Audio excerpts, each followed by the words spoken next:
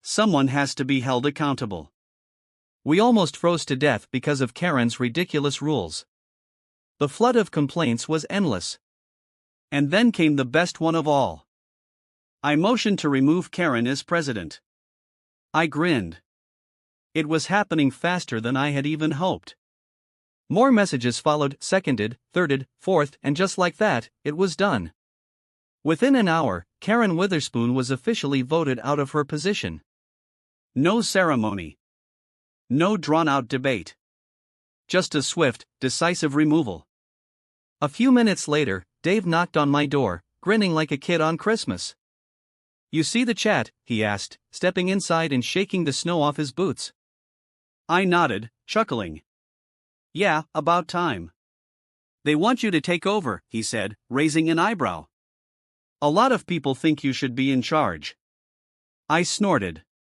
"No way. Last thing I need is a bunch of meetings about lawn decorations and mailbox heights." Dave laughed. "Figured you'd say that. But hey, you're a hero, man. You saved the whole damn neighborhood." I shrugged. "I just did what needed to be done." "Yeah, but the way you did it," he grinned. "That was legendary." Later that evening, I took one last look outside. The roads were clear. The storm had passed. And life was returning to normal. But Karen? She wasn't going to recover from this, not anytime soon. She had spent years making everyone else's lives miserable, wielding her president power like a weapon. But in the end, the storm had taken that power away. And the best part? She had done it to herself. As I turned off the lights and headed to bed, I smiled to myself.